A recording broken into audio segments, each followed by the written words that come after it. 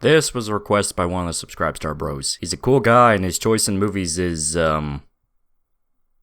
yeah. Still gives us something to talk about. Highlander the Source.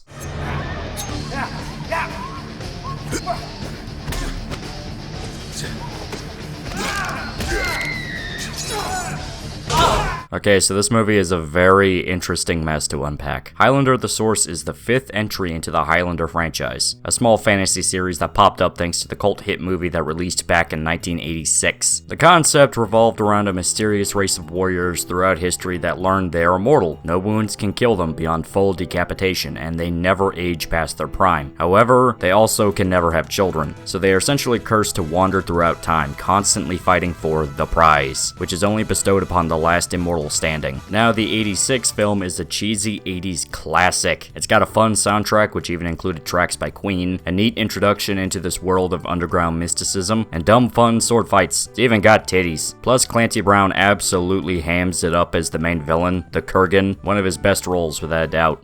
Happy Halloween, ladies!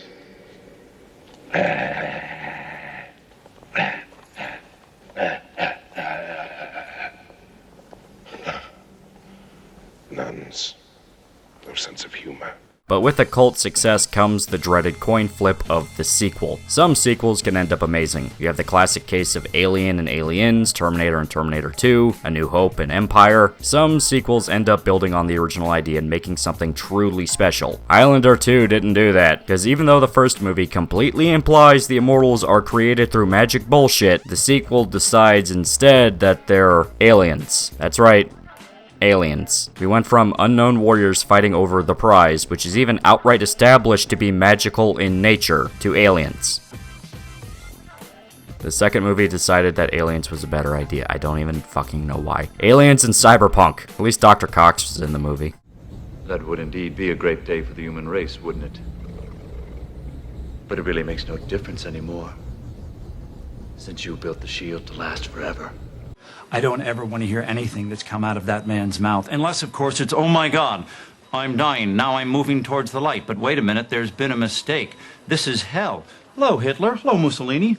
Captain Kangaroo. That's weird. Then to cap off the trilogy, you got Highlander Endgame, and it was, Oh, 1 sec, I gotta check something. Oh, Jesus Christ, it's tied to the TV show. Okay, I don't remember Endgame, like, at all. There was a part where the main guy's mom got killed for being a witch or something. Like, who fucking cares? This movie sucks. It's gotta... Wait a minute. This isn't the third movie? Then what the fuck is the third in the trilogy? The Sorcerer? Okay, let's see how bad this movie is. Ooh, McLeod is such a lady killer.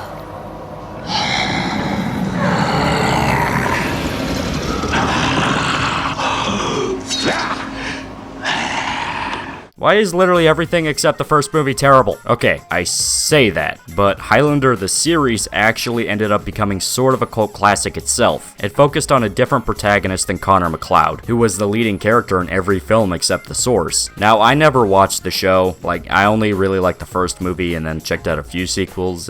Highlander never became a big thing in my life. But, from what I can see, it actually became somewhat of a major hit with people, just like the original film. It came out in the 90s, no doubt, alongside shows like X-Files, which already piqued people's interest into high-concept urban fantasy stuff. There are those that will unironically defend the series, and I'm not going to begrudge them that, but The Source sucks. Oh, even the show's producer agrees with me.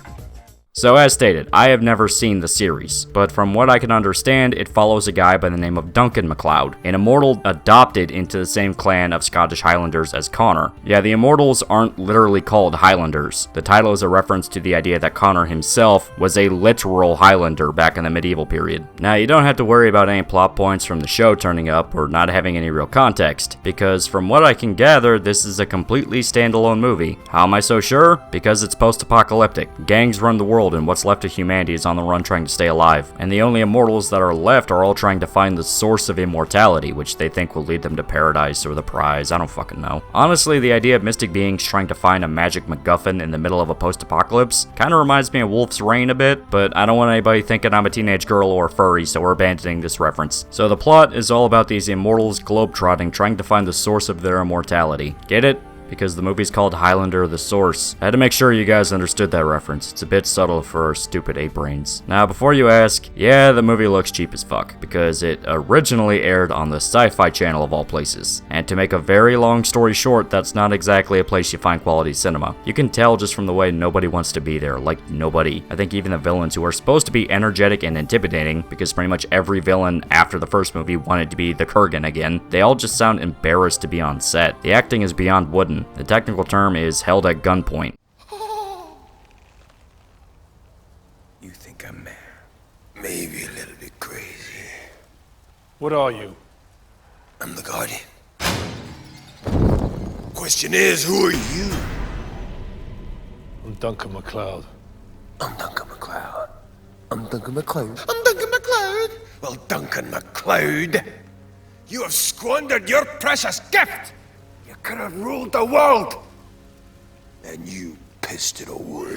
The plot is just a jumbled mess of teleporting from one area to another, kind of disregarding the fact that the whole planet's supposed to be collapsed into a wasteland. Seriously, they talk about how a thing they're supposed to find is in a completely different part of the globe, and they just get into the general area without much issue, even though it's supposed to be collapsed and like the entire world's dangerous to trek. Yeah, it's, yeah. But even though they go that far with the shortcuts, the plot is way too convoluted for its own good. Like, they find a dude who's all like, no, dude, if you find Highlander the Source, then bad things will happen to you. You either be cursed to protect it, or be a rotting man for all time. Unless a third thing happens, but I can't talk about that right now. Also, you'll be mortal around the Source, which kind of pisses on the idea of the immortals, since the whole thing is that these dudes have been wandering for hundreds, if not thousands of years. Not one of them stumbled onto the Source in all that time. Granted, you have this Guardian dude that'll fuck you up, but it seems like just talking about the Source pisses him off. So, I mean, I guess that makes sense. You can't even talk about the source of immortality without this big dude coming and going, no, don't do that. And even then, like, if it makes you mortal around it, is the entire reason they're trying to find it so they can die? I mean, if so, that's actually kind of a grim concept. I'd actually be okay with a whole exploration of immortals wanting to find a way to finally die. That's not really what this movie does. Also, the whole journey to even find the Source is a bit too rushed. They find the general area of it in the first act of the movie, hell, the very beginning, even though on paper this is one of the biggest discoveries in all of human history, if not the biggest. They couldn't have it be more of an adventure to even try to see where the thing is at, like some kind of Indiana Jones type adventure. Giving away where the source of immortality is so early kind of spoils the severity of it all. And that's not even talking about the other batshit insane plot point this movie has, where a character is revealed to not only be psychic but tied to the immortals as well, despite setting them up as just a regular human. In fact, part of their conflict with another character is that they are human while they are an immortal. I won't go into details since it's treated as a pretty major plot point, and there might be people tempted to check this out of grim curiosity, but yeah, it's out of nowhere and makes zero sense. It's purely so they can MacGuffin away for the ending. Yeah, Highlander Source has a shitload of problems, because for one, it's post-apocalyptic, but they never really used post-apocalypse in any interesting way beyond they get captured by cannibals once. Not only that, but problems that plague pretty much every entry into this franchise comes screaming back. It all comes down to a sad truth about it all. The concept is kind of a one-shot Johnny. Granted, the series is supposed to be pretty alright, but every movie after the first one didn't just bomb, they absolutely tanked. And it comes down to a simple issue. They overcomplicate the whole mythology. The first movie worked because it was a fun, pulpy 80s action adventure. It had fun with the idea of the immortals, with them getting into goofy shenanigans across history.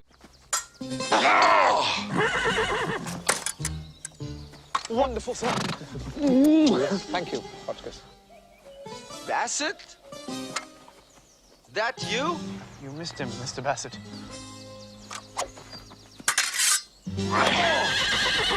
Oh.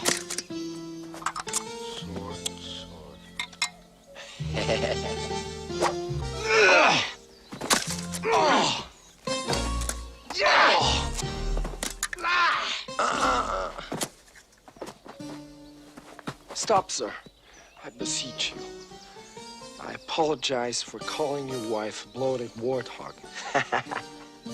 Even they didn't know why they were immortal, just that they were, and naturally drew to one another out of a sense of competition, to see who could be the one. You had obviously good immortals just trying to live day to day, and you had evil ones that abused their abilities to spread carnage and chaos. Simple story that had fun with an out there concept. Every movie after the first one tried to be bigger than it was, to add on to the mythology and flesh it out more. And I'm not gonna exactly say they didn't at least try to make it something big, such as 2 trying to do the thing with aliens and exploring entire other worlds, then the doubling down into full-blown magic and mysticism with every other entry into the series. They were trying to make this a big, sweeping, epic universe that they could do all sorts of things with. And if they could get it right, I feel like it really could be something awesome, something that should have been a natural next step, but in the end, they just kept stumbling forward like a drunk. Could you flesh out Highlander to be a longer form series beyond just one film? Possibly. To some, absolutely. But it comes down to who's helming the ship.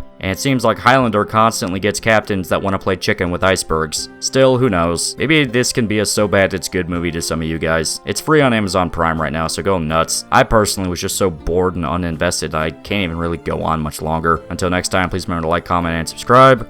See you guys. McLeod. May I ask what you're doing here?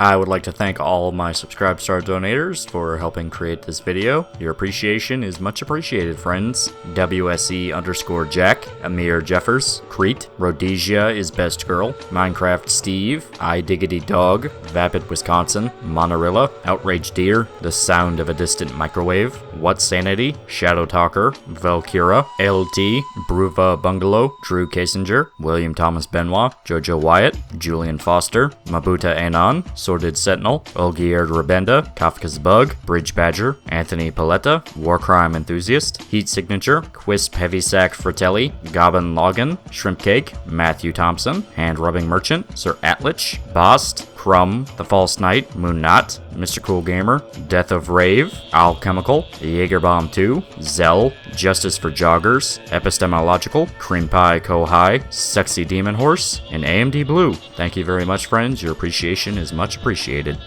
See ya.